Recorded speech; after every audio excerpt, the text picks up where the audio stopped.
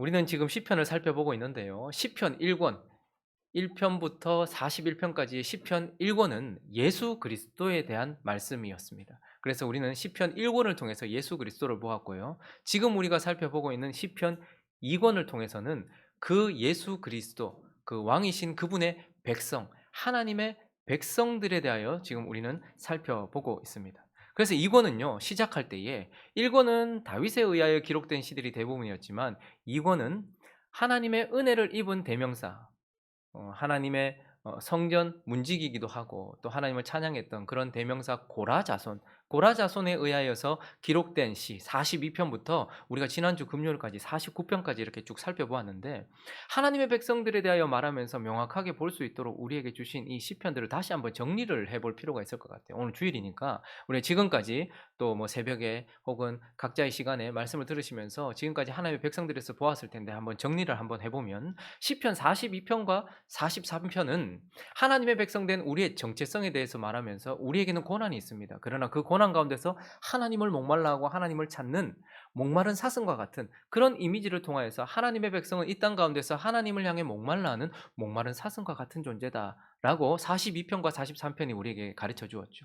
그리고 이어지는 44편에서는요. 세상 가운데서 그리스도가 그러했던 것처럼 도살당할 양처럼 여김을 받고 있는 하나님의 사랑을 드러내는 도살당할 양과 같은 그런 모습이 하나님의 백성의 모습이다라고 우리가 살펴보았습니다. 그리고요, 곧 다가올 미래에 우리는 그 찬란한 그리스도의 신부, 그분에게 합당한 오빌의 금으로 자기 자신을 아름답게 치장한 그리스도의 신부다라고 다가올 미래에 대해서 우리의 정체성에 대해서 말했다면, 그러나 지금 현재 가운데서 우리의 정체성을 보여주는 단어, 바로 야곱이라는 단어를 통하여서 우리는 이 땅 가운데서 야곱 같은 존재지만, 그러나 그 야곱을 도우시는 크신 하나님의 도우심으로 살아가고, 너희는 가만히 있어 내가 하나님됨을 알지어다라고 말씀하시는 그 야곱을 붙들고 계시는 그 하나님을 알아가는, 우리는 이 땅 가운데서 하나님을 알아가고 하나님의 도움으로 살아가는 야곱이다, 이렇게 말씀하였습니다. 그래서 42편부터 46편까지는 고라자손의 시를 통하여서 하나님의 백성의 정체성에 대해서 우리에게 보여주었던 것이죠. 저와 여러분의 정체성이 바로 이러한 정체성을 가지고 있습니다. 그리고 이어졌던 47편을 통해서는요, 야곱의 하나님께 찬양하고 열방 가운데서 하나님을 높이는, 우리는 찬송하는 자. 그래서 47편부터는 우리의 사명에 대해서, 하나님의 백성의 정체성을 보았다면 우리의 사명에 대해서 몇 가지를 이야기했습니다. 그래서 우리는 하나님께, 그리고 열방 앞에서 하나님을 높이는 찬송하는 사명을 가지고 있는 자다라고 말씀을 나누었고, 48편은 시온에 대한 노래였습니다. 그래서 우리는 하나님의 진리를 자세히 들여다보고 그것을 다음 세대에 전수하는, 진리를 다음 교회에 전수하는, 성도들에게 그 진리를 전하는 진리 전수, 이것이 또한 우리의 사명이고요. 또 지난주 금요일날 살펴보았던, 우리는 이 세상 가운데 수수께끼와 같은 오묘한 말, 인간이 어떻게 이 지경까지 이르렀으며 인간이 어떻게 구원을 받을 수 있는지에 대하여 사람의 철학으로, 경험으로는 결코 알 수 없는 그 오묘한 하나님의 말씀을 세상 모든 거민들에게 전파하는, 그래서 인간의 타락과 그리고 죽음 그 이후, 그러나 그 가운데서 구원을 받을 수 있는 유일한 방법되는 복음을 모든 사람들에게 전하는 것, 이것이 우리의 사명이다라고 살펴보았습니다. 그래서 42편부터 46편까지는 우리의 정체성에 대한 말씀이었고, 47편과 48편과 49편은 이제 하나님의 백성의 정체성에 합당한 사명에 대해서 우리가 살펴보았습니다. 이제 오늘 시편 50편으로 넘어오면 큰 전환이 일어납니다. 저자들도 바뀌고 여러 저자들을 통하여서 이제부터 이어지는 말씀들은 이런 정체성과 사명을 가진 하나님의 백성들이 가지고 있어야 될 교훈들, 하나님의 백성들이 알아야 될 여러 가지 교훈들과 가르침들을 우리에게 주고 있는데요. 오늘 시편 50편은 아삽이라는 사람에 의하여 기록된 시를 통하여서 이제 하나님의 백성들이 어떤 교훈을 가지고 있어야 되는지 우리에게 필요한 교훈 몇 가지를 살펴보도록 하겠습니다. 그 첫 번째는요, 먼저 하나님은 성도들을 판결하신다. 이것을 우리가 반드시 기억해야 될 교훈으로 아삽의 시를 통해서 우리에게 말씀해 주시는데, 성도들을 판결하신다라는 것을 우리에게 말씀해 주고 있습니다. 자, 시편 50편 1절 한번 읽어볼까요? 시작. 전능하시니 여호와 하나님께서 말씀하사 해 돋는 데서부터 지는 때까지 세상을 부르셨다. 아주 영광스러운 모습이죠. 전능하시니 여호와 하나님. 저기 하나님의 호칭이 3개나 들어갑니다. 엘로힘, 그리고 엘, 그리고 여호와라는 이름. 최고의 하나님께서 해 돋는 데서부터 해 지는 데까지 세상 모두를 부르시는 영광스러운 모습입니다. 그리고 2절을 보면요, 드디어 하나님이 입장하십니다. 온전히 아름다운 시온에서. 그분은 시온에 계시죠. 그런데 그곳에서 하나님이 빛을 비추셨도다. 드디어 온 세상을 모으시고 하나님이 등장하십니다. 여러분, 이런 때가 되면 우리는 무엇을 기대합니까? 드디어 하나님이 온 땅을 통치하기 위하여 시온에서부터 일어나셔서 온 세상을 부르시고 이곳으로 임재하시고 이곳으로 입장하시는 그 영광스러운 모습, 그 가운데서 우리는 드디어 그분의 통치가 시작되고 그분의 심판이 시작되겠구나라고 생각하겠죠. 그런데 그때에 우리가 기대했던 것처럼 3절을 보니까요, 시작. 우리 하나님이 오사 잠잠하지 아니하시니 그 앞에는 삼키는 불이 있고 그 사방에는 광풍이 불리로다. 드디어 그분이 영광스럽게 오시더니, 처음 그분이 이 땅에 오셨을 때에는 어린 양과 같이 참으로 보잘것없는 육신을 입고 이 땅에 오셨는데, 이제 하나님이 시온에서부터 빛을 발하시며 오시는데 너무나도 영광스럽게 잠잠하지 아니하시고 불로써, 광풍으로써 그분이 임하고 있는 모습을 보게 됩니다. 드디어 하나님이 심판을 하시려나 보다. 이 땅을 이제 새롭게 하시려나 보다. 그런데 4절을 읽어볼까요? 시작. 하나님이 자기 백성을 판결하시려고 위 하늘과 아래 땅에 선포하여, 5절도요, 이르시되 나의 성도들을 내 앞에 모으라. 그들은 제사로 나와 언약한 이들이니라 하시도다. 그분이 잠잠치 아니하시고 삼키는 불과 광풍으로 영광스럽게 오셨는데, 그분이 먼저 부르시는 것은, 그분이 먼저 불러 모아서 판결하고 심판을 시작하는 것은 다른 것이 아니라, 악인들이 아니라 자기 백성이다라고 말씀을 하고 있는 것이죠. 자기 백성들은 판결하시려고 하나님께서 성도들을 자신의 앞으로 부르시고 자신과 언약 맺은 우리 모두를 하나님 앞에 불러서 심판하시고 판결하시는 분이다라고 말씀하고 있습니다. 우리는 이것을 반드시 기억하고 있어야 됩니다. 저와 여러분이 구원을 받았기 때문에 우리는 심판대 앞에 서지 않을 것이라고 생각해서는 아니 되고, 저와 여러분의 모든 최종 목적이 구원에 이르러서 이제 구원받았기 때문에 우리는 그냥 하나님 앞에 어찌 살든 하나님 나라에 갈 것이고 이와 같이 하나님 앞에서 영광을 거둘 것이다 라고 생각해서는 아니 된다라고 아삽을 통해서 하나님 우리에게 말씀하십니다.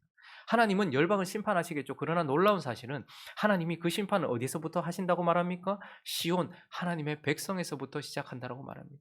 이것은 세상 사람들에게 더 큰 두려움을 줄 것입니다. 악하게 살았던 하나님과 관계없이 살았던 하나님이 싫어하시는 삶을 살았던 그 악인들 앞에, 그들이 먼저 매를 맞는 것이 아니라 그들 앞에 바르게 살았다라고 하는 성도들이 그 앞에서 먼저 심판을 받는 모습은 세상으로 경악하게 만들 것입니다. 그러나 우리는 이것을 기억하면서 저와 여러분이 하나님 앞에 판결받을 날이 있다라는 것을 기억해야 한다라는 것입니다. 그래서 고린도후서 5장을 보면요, 구원받았지만 구원받은 자답게 살아가지 못하는 대명사라고 할 수 있는 교회가 고린도 교회 아닙니까? 고린도 후서 5장을 보시니까 9절과 10절을 읽어보겠습니다. 시작. 그런즉 우리는 몸으로 있든지 떠나든지 주를 기쁘시게 하는 자가 되기를 힘쓰노라. 이는 우리가 다 반드시 그리스도의 심판대 앞에 나타나게 되어 각각 선악간에 그 몸으로 행한 것을 따라 받으려. 바울만큼 최선을 다한 인생이 없었을 것입니다. 구원받기 전에도 그는 최선을 다해서 교회를 핍박했고요, 구원받은 이후에도 그는 최선을 다해서 주님을 섬겼음에도 그가 고린도 성도들을 향해서 뭐라고 말하고 있습니까? 9절을 다시 한번 보십시오. 9절을 보시면 우리는 몸으로 있든지 떠나든지, 그러니까 죽든지 살든지 주를 기쁘시게 하는 자가 되기를 힘쓴다. 그러니까 자동적으로 되지 않는 거라는 것을 말해요. 그가 말하고 있는 것은 우리는 주를 기쁘시게 하는 자들이 지금 되기 위해서 힘쓰고 있다라고 말하면서, 10절은 우리가 다 그리스도의 심판대 앞에 설 것이다라고 말해요. 고린도 교회는 어떻게 보면 구원받은 성도지만 구원받지 않은 것 같이 살아가고 있는 저와 여러분을 가장 많이 닮은 교회일 것입니다. 그들은 구원받고 은사도 있고 많은 것을 가졌지만 그러나 구원받지 않은 것처럼 마치 그냥 그렇게 이 땅에서 살아가는 사람들이었어요. 그런데 바울이 그들에게 뭐랍니까? 나는 지금 기쁘시게 하기 위해 최선을 다한다. 왜냐하면 너나 나나 우리 모두가 다 그리스도의 심판대 앞에 설 것이고, 우리는 구원받기 전이 아니라 그 심판은 그리스도를 통해서 이미 끝났지만, 그러나 구원받고 난 이후에 너와 내가 내 몸으로, 그의 몸으로, 우리의 몸으로 행한 모든 것을 따라서 하나님께서 심판하실 날이 있기 때문에 나는 사나 죽으나 주를 위하여 살고 그것을 힘쓰고 애쓰고 있다라고 말하고 있는 것입니다. 그래서 오늘 본문도요, 22절은 이렇게 말하고 있죠. 엄하게 이 말씀을 들어야 됩니다. 읽습니다. 시작. 하나님을 잊어버린 너희여, 이제 이를 생각하라. 그렇지 않으면 내가 너희를 찢으리니 건질 자 없으리라. 지옥 보내겠다는 말이 아닙니다. 우리를 판결하시겠다는 거예요. 구원받고 난 이후에도 구원받은 성도들이 그들에 대하여서 하나님께서는 반드시 판결하시고 그것에 대하여서 달아보실 것이다 라고 우리에게 말씀하고 있는 것입니다. 심판이 없는 것처럼 살아가는 세상 사람들보다 이미 한 번의 심판을 그리스도로 인하여 받고 그리고 남은 심판대 앞에 서 있는데도 불구하고 마치 심판대 앞에 서지 않을 것처럼 살아가는 성도들이 더 불쌍하다는 것을 알아야 됩니다.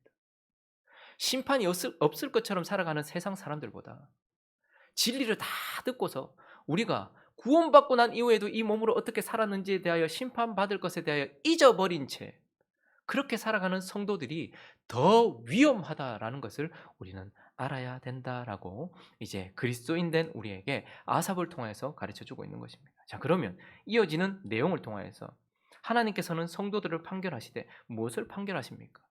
첫 번째는 성도들의 무엇을요? 예배를 판결하신다라고 말씀하고 있습니다.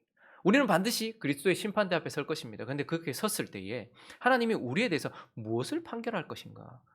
가장 중요한 것, 가장 우선되는 것은 저와 여러분의 예배에 대하여서 하나님은 심판하시고 판결하실 것이라고 말하고 있습니다. 눈을 뜨십시오. 지금 우리의 예배에 대해서 심판하신다고 말합니다. 깜짝 놀라시지 않으셔도 됩니다. 묵상하고 계셨죠? 저와 여러분이 1년에도 몇 번의 예배를 드릴까요? 우리 평생 그리스도를 믿고 난 이후에 얼마나 예배를 드릴까요? 예배는 하나님이 인생을 창조하신 목적이기도 하고 죄를 범한 우리를 구원하신 목적이기도 하고 예배는 구원받은 성도들에게만 주어진 특권이기도 합니다. 그러나 예배는 반드시 하나님 앞에 우리가 어떻게 드렸나를 판단받을 중요한 요소라고 말하고 있고 오늘 본문은요. 자기 백성은 판결하시되 먼저 이 예배에 대해서 판결하시는데 왜 하나님은 지금 책망하고 계십니까? 왜 하나님의 백성들의 예배에 대해서 책망하고 계실까요? 8절을 한번 볼까요? 자, 한번 읽어주십시오. 시작. 나는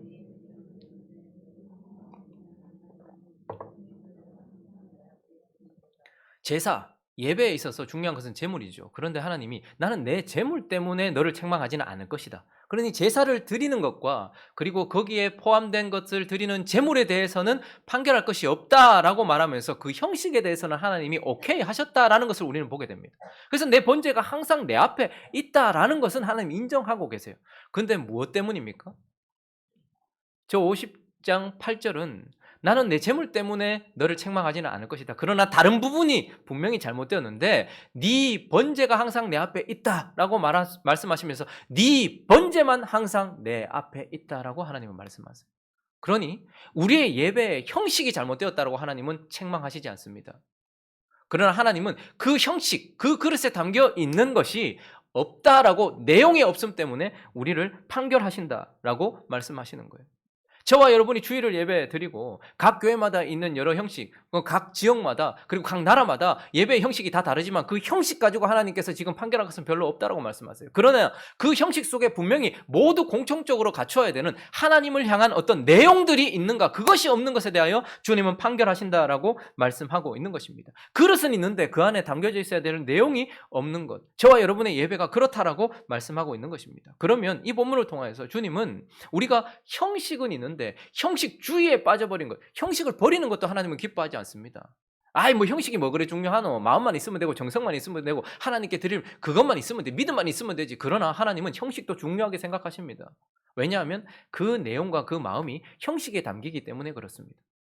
그래서 하나님은 형식도 중요하게 생각하지만 우리의 예배에 있어서 가장 큰 문제는 그 형식에 제물만 있지 그 제물과 함께 있어야 될 내용이 없다라는 것이죠. 그래서 하나님은 어떤 예배가 옳은 예배며 내가 판결하는 예배, 내가 기뻐하는 예배는 어떤 예배인가를 14절을 통해서 우리에게 말씀하시는데 하나님은 우리가 어떤 예배를 드리길 기뻐하시는 걸까요? 첫째 줄을 읽어볼까요? 시작. 감사로 하나님께 제사를 드립니다. 자, 하나님께 제사 드리는 건 괜찮아요. 그 형식 괜찮아요. 그런데 무엇이 들어가 있어야 된다는 겁니까? 그 제사에 감사가 들어가 있어야 된다는 겁니다. 저와 여러분의 예배 가운데 감사가 있어야 되는 거예요. 이건 단순히 아이고 하나님 감사합니다라는 감정이 담겨 있어야 된다는 말이 아니라 여러분 감사는 언제 하게 됩니까? 반드시 감사가 있으려고 하면 우리가 우리의 지각이 우리의 이성이 하나님이 하신 일과 하나님이 하고 계신 일을 알아야지만 감사할 수 있습니다. 그러니 우리가 하나님 앞에 드려야 될 예배 가운데는 우리의 지각이 묵상하고 생각하고 끊임없이 그것에 대하여서 알고 깨달아야 한다는 거예요. 하나님이 우리에게 뭘 주셨는지를 깨닫고 그리고 지금 하나님이 우리에게 뭘 주고 계시는지 우리에게 하고 계신 일을 깨달아야지만 감사가 있다라는 거예요. 그러니 하나님이 기뻐하시는 예배란 결국 저와 여러분이 예배를 드릴 때에 헌금을 하든 찬양을 하든 왜 하는지에 대한 명확한 이것이 있어야 된다는 말입니다. 뭐 절기만 되면 절기 감사 예배를 헌금을 하고 시간이 되면 그 찬양 부르는데 그 찬양을 우리가 지금 왜 하는가에 대한 깨달음 이것이 확실한 깨달음이 없이 하나님에 대한 묵상이 없이 그것에 대한 진정한 깨달음 없이 드리는 예배. 여러분 찬양할 때에 찬송가 보통 4절까지 있거나 3절까지 있는데 여러분 그 찬송을 할 때마다 이것이 왜 우리가 해야 되는 찬양입니까? 그것이 나의 삶 속에 역사한 하나님의 일이기 때문이고 그것이 내게 진짜이기 때문에 우리가 하는 것이겠죠. 헌금을 할 때도 마찬가지죠. 하나님에 대해서 알지 못한 채 그렇게 하는 것은 다 하나님이 판결하실 예배라는 거예요. 그리고 또 둘째 줄을 읽어볼까요? 14절 둘째 줄을 읽어볼까요? 시작. 지존하신 이에게 내 서원을 갚음. 왜 갑자기 하나님께서 서원을 갚으라고 할까요? 그 앞에 지존하신 이라고 자기 자신을 표현합니다. 지존, 최고 높은 자 지존이죠. 그런데 우리가 서원제를 드리라고 하나님 또 말해요. 지존하신 자이기 때문에 최고 권력자이기 때문에 우리가 의무로 그분께 책임으로 뭘 하는 것이 아니라 서원제에 있어서 서원의 가장 큰 특징은 무엇이냐면 예배를 자기 자원에서 자기가 자기 마음으로 드리겠다고 자기가 먼저 시작한 예배가 서원제입니다. 하나님이 하라 하신 예배가 아니고요. 서원제는 자기가 하겠다고 한 예배예요. 그리고 그래서 그 서원제의 가장 큰 것은 무엇이냐면 자발성입니다. 그리고 하나님을 향한 기쁨, 그리고 그분을 향한 애정, 사랑 이런 것이 있어야 되는 것이죠. 그러니 하나님이 기뻐 받으시는 예배는 먼저 내 지각이, 내 이성이 하나님에 대하여 알고 깨달음이 있어야 되고 그리고 내 마음이 자원하여서 하나님을 향해 드려지고 있는 예배여야 한다는 것이고요. 그리고 15절은 생뚱맞은 것 같지만 환난 날에 나를 부르라 이렇게 말하고 있습니다. 여기서 환난이라는 차라라는 단어는 많은 의미로 환난이 있지만 환난은 결국 무엇입니까? 아담에게 주어진 환난이란 야곱에게 주어진 환난이란 결국 야곱이 하나님을 떠나 자기를 추구할 때 찾아오는 결과가 환난이거든요. 야곱이 자기를 추구하면서 죄를 향해 치달을 때 찾아오는 것이 환난이에요. 그러니 우리 몸이 예를 들어 담배를 많이 피거나 나쁜 짓을 많이 해서 뭐 폐가 상했다. 그건 우리가 폐를 잘못 사용했다는 하나님의 증명이죠. 내가 위가 상하고 간이 상했다. 그건 내가 옳지 않은 음식을 먹었거나 옳지 않은 것을 했다라는 것의 증명이죠. 그렇게 하나님께서 몸의 질병을 주시는 이유도 그것을 깨닫고서 돌이키게 하시려는 거예요. 우리에게 환난이 찾아왔다. 야곱이 환난을 당했던 이유는 무엇이죠? 자기 스스로 장자권을 빼앗으려고 했고 자기 스스로 장자의 축복을 자기 스스로 자아를 추구했기 때문에 그가 환난을 당했어요. 그리고 그가 하나님께 돌아오지 않고 죄를 지었어요. 그래서 환난을 당했어요. 그래서 무엇입니까? 하나님께 순복하지 않는 자기 자신을 엎드리게 만들기 위하여 주어지는 것이 환난이고 환난 날에 주를 부름으로 인하여서 야곱이 약곡강에서 하나님을 부름으로 인하여서 하나님 없이 살아가던 자아 충만하던 그의 의지를 꺾고 하나님께 꺾이는 순간이 바로 환난에서 하나님을 부르는 순간이에요. 그래서 하나님이 예배에 환난 날에 나를 부르라고 말하시는 이유는 네 의지를 네 전부를 꺾어 순종함으로 하나님께 드리는 예배, 그것을 우리에게 기뻐 받으시는 예배라고 말씀하고 있는 것입니다. 그러니까 하나님은 우리의 예배의 형식보다 형식이 있는데 그 형식에 제물만 있고 그 제물과 함께 있어야 될 내용이 없는데 그것이 바로 너는 너의 이성과 너의 지각으로 하나님에 대하여 알고 추구하는 것이 없고 하나님의 마음, 하나님을 향한 마음과 간절함과 애정과 그 자발성이 없으며 하나님께 순복하지 않는 꼿꼿한 의지를 가지고서 드리는 예배 때문에 너를 판결한다라고 말하고 있으면서 결국 하나님이 받으시는 예배는 우리 자신 전부가 드려진 예배라는 거예요. 이건 다른 말로 하면 하나님과 같이 드리는 예배를 말하는 것입니다.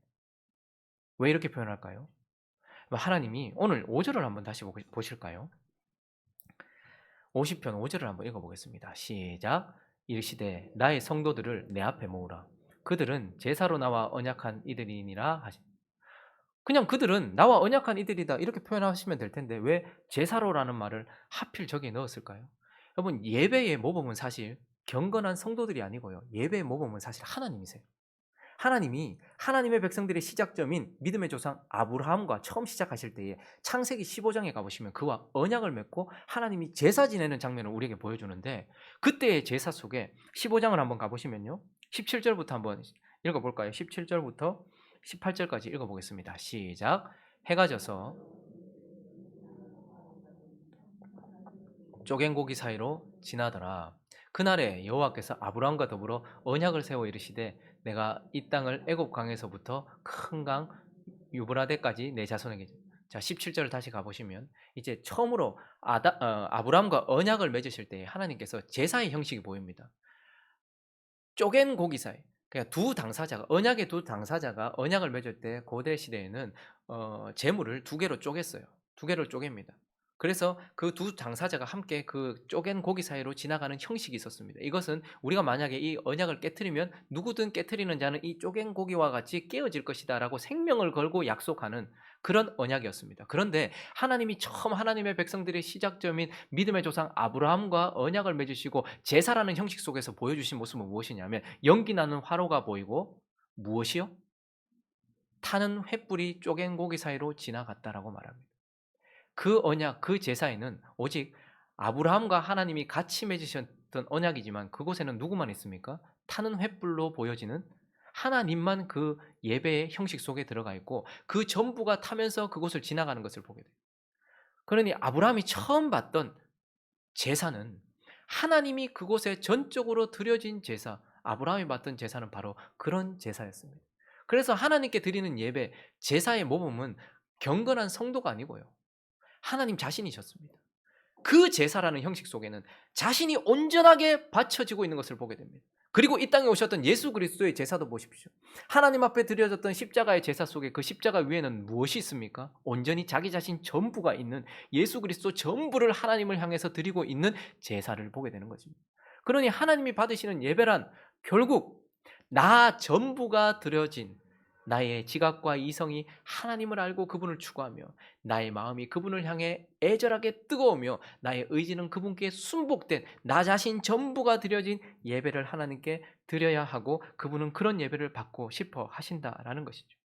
그래서 저와 여러분이 드리는 예배를 하나님은 판결하신다라고 말씀하고 있습니다. 여러분 이것이 하루아침에 되어지는 것이거나 자동적으로 되어지는 것이 아님을 기억하셔야 됩니다. 우리는 하나님 앞에 설 때에 반드시 다른 것 아니라 돈을 얼마나 모았는지, 자식들에게 얼마나 잘했는지, 또 그 직분 얼마나 잘 감당했는지, 물론 그것도 보시겠지만 가장 먼저 저와 여러분의 예배를 하나님께서 달아보시고 판결하신다라고 말씀하고 있습니다. 1년에 주일 예배만 드려도 52번의 예배를 드립니다. 그리고 우리가 새벽마다 각 가정에서 혹은 교회당에 나와서 예배를 드리면 우리 교회 같은 경우는 일주일에 5번의 예배를 드립니다.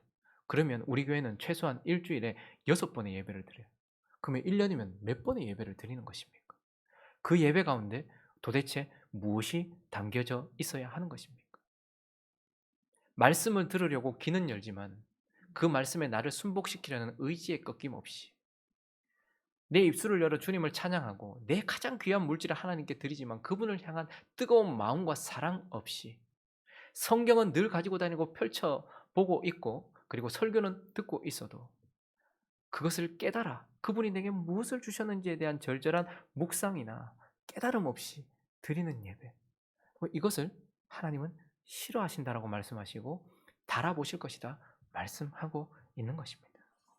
자 그리고 오늘 본문을 통해서 하나님은 성도들을 판결하시고 하나님은 성도들의 예배를 판결하시고 또 무엇을 판결하신다고 말씀합니까? 바로 성도들의 삶을 판결하신다라고 말씀하고 있습니다. 하나님은 판결하시고 심판하시되 우리의 예배도 보시지만 그러나 또 한 다른 영역 일주일에 한 번 혹은 매일의 예배 그것도 있지만 우리는 매일의 삶도 있는데 하나님은 또 하나님의 백성들의 또 다른 영역인 우리들의 삶을 판결하신다라고 말씀하고 있고 오늘 본문은요. 그 삶에 대하여 또 책망하고 계시는 것을 보게 됩니다. 왜 하나님은 자기 백성들의 삶에 대하여 책망을 하실까요? 17절부터 한번 볼까요? 네가 교훈을 미워하고 네 말을 내 뒤로 던지며. 자, 18절부터 20절까지 있습니다. 시작. 도둑을 본즉 내 입을 악에게 내어주고 내 혀로 거짓을 꾸미며 앉아서 내 형제를 공박하며 내 어머니의 아들을 비방하며.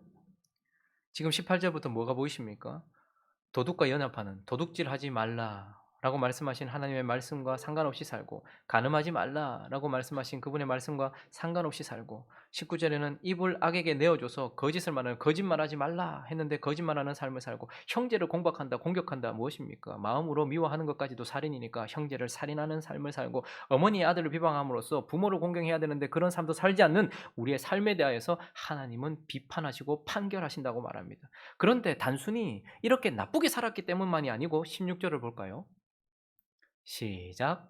악인에게는 하나님이 이르시되 네가 어찌하여 내 율례를 전하며 내 언약을 내 입에 두느냐. 그렇게 산 삶도 나쁘지만 더 하나님께서 보고 꾸중하시는 것은 뭐냐면, 악인이라고 악한 행동을 하기 때문에 자기 백성을 이렇게 표현하시면서 내 율례를 전하며 인용하고 늘 생각하고 그것에 대해서 알고 있고 머리에 담아두고 있고 내 언약을 네 입에 두면서도 그런 삶을 사는 것에 대하여. 악한 삶도 나쁘죠. 그러나 하나님이 하나님의 백성들에 대하여서 책망하시는 것은 악한 삶 자체가 아니라 머리에는 율례가 있고 입에는 언약이 있는데 이런 삶을 사는 것에 대하여서 하나님은 책망하고 계시는 것을 보게 됩니다. 그래서 오늘 기도 가운데도 박 집사님이 그런 언급을 했는데, 디도서 1장 16절을 보시면요, 읽어볼까요? 시작. 그들이 하나님을 시인하나 행위로는 부인하니 가증한 자요 복종하지 아니하는 자요 모든 선한 일을 버리는 자니라. 입으로는 시인하고 행위로는 부인하는, 이것을 행위 이단이라고 합니다. 우리는 얼마나 이단들에 대하여서 손가락질하고 그들에 대하여서 비판을 합니까? 그런데 교회 안에 가장 큰 이단, 가장 많은 이단, 가장 많은 숫자의 이단은 바로 이런 행위 이단입니다. 입으로는 시인해요. 머리에는 하나님의 율례가 있고 입에까지도 있어요. 그러나 삶에는 없어요. 내 삶으로는 부인해요. 율례를 말하고 언약을 말하기 때문에 사람들은 하나님의 백성이라고 생각하겠죠. 그렇지만 그들은 도둑과 연합하고 간음하고 거짓말하고 형제를 공격하고 살인하며 부모를 공경하지 않는 그런 삶을 산다라고 말하고 있는 것입니다. 그래서 이런 삶을 사는 저와 여러분, 거짓말도 우리는 너무 쉽게 생각하고요. 말을 왜곡하는 것도 너무 쉽게 생각하고요. 남을 미워하는 것도 너무 쉽게 생각하고요. 마음으로 살인하는 것도 너무 쉽게 생각해요. 쉽게 물질을 훔치는 것, 그리고 하나님께서 기뻐하시지 않는 방법으로 이윤을 내는 것, 이런 것들에 대해서 너무 쉽게 생각해요. 그거 참 나쁘죠. 그런데 내가 그리스도인이라는 옷을 입고 그렇게 하는 것, 그것에 대하여 하나님은 판결하실 것이다 라고 분명하게 말씀하고 있는 것입니다. 자, 그러면 하나님은 어떤 삶을 기뻐하시는 것입니까? 한마디로 말해서 어떤 삶을 결국 기뻐하시는 겁니까? 결국은 계명을 지키는 삶, 이것을 기뻐하신다라고 말해요. 오늘 우리가 읽었던 이 본문 말씀을 보면 결국 교훈, 도둑질하지 말라, 간음하지 말라, 거짓말하지 말라, 살인하지 말라, 부모를 공경해라, 이 모든 것들이 다 주님께서, 하나님께서 우리에게 주신 계명입니다. 율법입니다. 율법은 우리를 구원하지 못하지만 율법은 폐기된 것이 아닙니다. 율법은 우리를 건져내지 못하지만 율법은 부패한 우리의 마음을 거슬러 거룩한 하나님의 뜻을 보여주는 아름다운 빛입니다. 그렇기 때문에 구약 시대의 율법은 그리스도를 보여주었고, 신약 시대를 살고 있는 저와 여러분에게 있어서 계명이란 결국 하나님이 무엇을 기뻐하시는지를 보여주는 우리 삶의 표지라는 말입니다. 그렇기 때문에 하나님이 기뻐하시는 삶은 결국 계명을 지키는 삶입니다. 그런데 이러한 계명을 지키기 위해서는 반드시 이 계명과 모순되는 자기 자신의 악함을 부인해야지만, 자기 자신의 자아를 부인해야지만 계명을 지키고 살아갈 수 있기 때문에 결국 하나님이 기뻐하시는 삶은 하나님이 우리에게 제시하는 계명을 지키는 삶이요, 우리의 본성을 거스르고 우리의 자아를 거스르는 삶, 이것을 사실 기뻐하신다라고 말씀합니다. 여러분, 입만 열면 거짓말 하잖아요. 가만히 있어도 우리는 도둑질해요. 이게 우리의 자연스러운 본성입니다. 우리는 누군가를 사랑하기보다는 미워하는 것을 더 잘하고 결코 회개하지 않습니다.